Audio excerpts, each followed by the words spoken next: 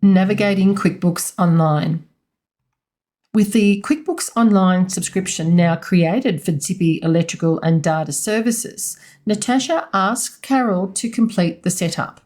Carol starts at the QBOA dashboard and clicks the QB icon for Zippy Electrical and Data Services. When Carol first selects the new client file, she will be prompted to go through the new client wizard setup that pops up. Carol adds in the basic information of the client and follows the wizard to the end. So let's just complete some of this information. So yes, is an electrician. What business do we have? It is a private company. And no, we're not moving from Excel, Reckon, MYOB or Xero because we want to process the inputs in to show you. So let's click Next. Here you have the option of choosing which features you need for the business. So you can select any of these, and for this particular file, we probably need to nearly click on and choose most of these. However, this can be changed later on in the company settings, which we will take a look at in more depth later. Let's click Done. And there you have it. So before completing the file setup, Carol takes a quick look around QuickBooks Online. So let's take a look with Carol at the layout, and we'll be covering each section in much greater detail in different modules. Firstly, Carol sees that she's been set up as an accountant, as we know, because we set up the file, and she's an accountant user. Don't forget, this accountant view is different to the business view, which her clients will see. We can actually toggle between different QuickBooks files. So we can toggle between different files and we can go back to our practice. We can also toggle for the left-hand side navigation bar. If we go straight across, we can actually toggle and switch to business view if you prefer business view when working on your client's files. As you can see, the left-hand side navigation bar is slightly different, and we will cover this later on. So let's go back to the accountant view, switch to accountant view. And as you can see, we have the accountant tools as we covered in last module. If you click on QB Accountant, it will take you back to the actual practice, as you can see. So there are a few ways that you can go back to your practice, as I've just shown you. By default, when Carol accesses QuickBooks Online, she lands on the client's dashboard, which we did. So let's click into QuickBooks Online data file. So when she completed the wizard, she was actually landing on the dashboard for the QuickBooks Online file. Now you have two tabs on the dashboard, Get Things Done, and we have Business Overview. Now we will explore this more when we work through the navigation bar. At the top of the screen, she has various tools which she can access whenever she's in QuickBooks Online. And again, very similar to what we covered off in the first module. So you can see she's got the help access. If she needs to, she can just type in and populate any of her questions, or she can choose to contact us, which will give her different options to contact the support team once she completes her phrases and keywords. She has the magnifying glass, which will show her the recent transactions, as well as she'll be able to click on Advanced Search and be able to search in more advanced details, which we will cover when we are in the transaction module. She has the bell notification icon here, as you can see. There are no notifications for us at this time, but this is where they will sit if there is any notifications from QuickBooks Online to yourselves. Then we have the setting gear icon, as you can see, and we will cover this in the next section in greater detail. As you can see, there are some great settings that you need to go through, and we normally go through these settings prior to giving access to our clients. Over to the left is the navigation bar, and you can see we are in the accountant view at this stage, as we toggled between accountant view and business view before. We have the new create button, where this is where you can create any new transactions, and you have under each column, you've got the transactions for your customers, as you can see, and then suppliers, the different transactions, under employees, and under other, this is where you have the bank deposit or undeposited funds, transfers, journal entries, etc. If you want to, you can show less, so you don't have to see all of them. I always keep mine on show more. Close that down. You then have the books review. This is the functionality to assist with the end-to-end processes for preparing a business activity statement. It is broken down into 4 main areas, as you can see. We have the transaction review. So it reviews all the transactions if there's something not quite right, as you can see. Transactions without payee, transaction without GST, uncategorized transactions. So you go through them step by step. Okay, and we will go through this in greater detail, but once completed, all you need to do is change it from to do or waiting to done once it's completed. You then have the account reconciliation. I personally like this screen because it gives me all the different bank accounts that we have and when it was last reconciled to. A really handy tip for you guys is have a look at this, and this will show you when the last transaction, or I should say, when the last bank account has been reconciled to. So if you've got a number of bank accounts, you might find that there's 7 bank accounts. You'll be able to see when the last reconciliation was processed. Really handy to have a look at. You then have the final review. Now, we will be going through this in greater detail later on.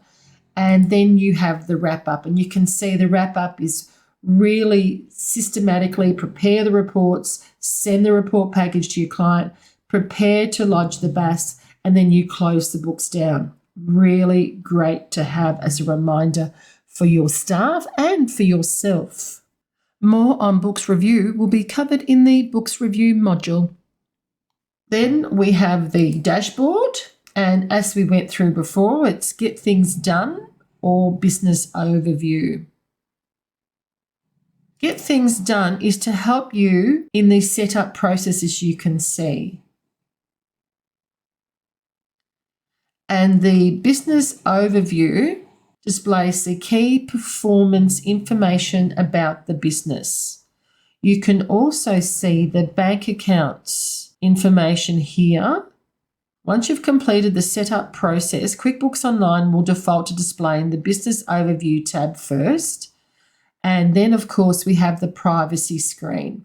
This is really handy if you are in an open office or you've got staff around and you don't want them to see a particular client file, or it could be your own business file. You can turn that privacy tab on or off, as you can see.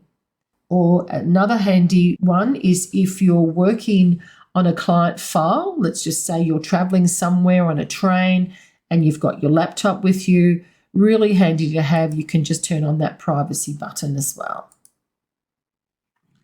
We then have the banking button where you can connect the bank accounts. You'll have app transactions.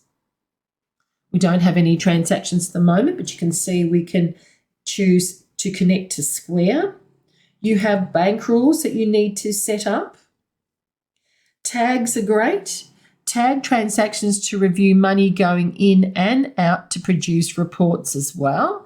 This is really helpful for essentials, I should say simple start as well, if you're not using the classes and locations, which is only available to you in the Plus version. So essentials and Simple Start, really great to have tags.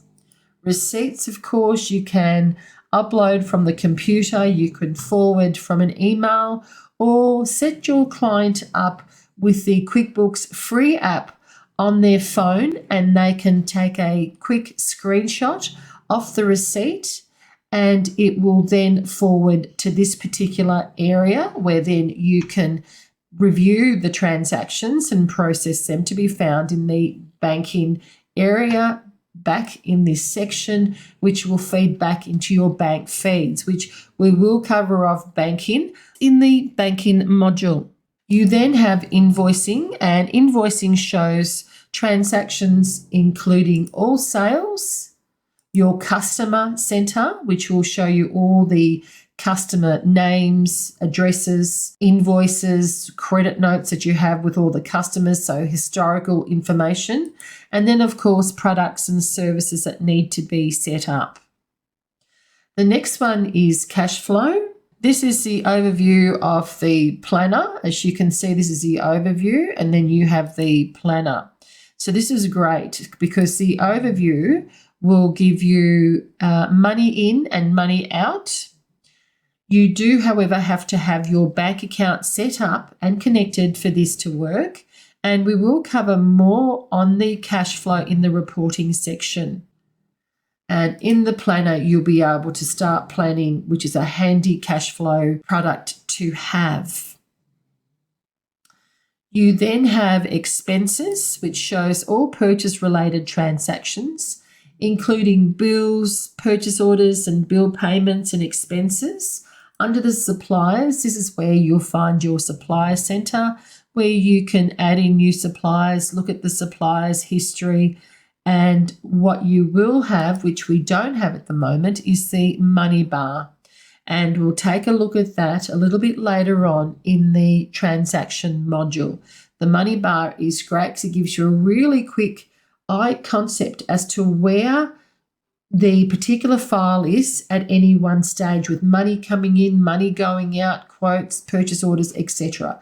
Really great little feature to have. Then we have the employees, which provides QuickBooks Payroll, which is powered by KeyPay. And we will take a look at payroll in greater depth in the basic payroll setup module. You have reports, where reports provides you access to the reporting center. You have quite a few different reports, as you can see as I scroll down. Now, it depends on which version you have of QuickBooks Online, because this is the Plus version. So, of course, this is going to have a lot of reports. This is the main reports area. If you have Simple Start and Essentials, please do note that you will not find all the reports that you find in this Plus version. You can customize your reports, and you have management reports, and we take a look at this in the reporting module. You then have the GST Center. This is where everything to do with BAS happens, so it's a better way to do BAS. You can track your GST on everything you buy, sell, and spend. We prepare to lodge, and we know exactly what is owed for the client, and then we can lodge the BAS directly with the ATO without even leaving QuickBooks. Now, for your particular clients, when you set up the GST and the BAS Center, you can, for your clients, have it directly linked to the ATO. We are in the accountant version, so we can't directly link it to the ATO, but we do have a greater way of being able to lodge the BAS through Lodgit, which we will look at in the upcoming module, preparing a set of accounts for end of financial year. And we will set up the GST later on. Now, here's the tip, everyone. If your client is not registered for GST, do not set up the GST Center. It'll save you a great deal of time.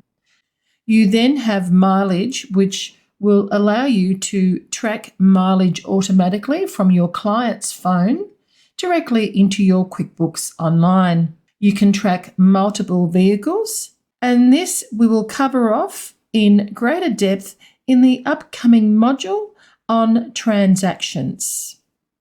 The accounting tab is broken up into two sections. It's the chart of accounts and the bank reconciliations, which we'll take a look at later. And we will cover this in greater depth in the upcoming module on transactions. And the My Accountant is an area that provides easy communication of requests and shared documents between client and accounting professionals. Any client requests in the Work tab will push the request into this area in the QuickBooks Online file for client visibility. Now, if we have the business overview, you also have the access to different areas as well. So it's slightly different, as you can see. You have the bookmarks, so you can tailor what you want to see in your particular left-hand side navigation bar.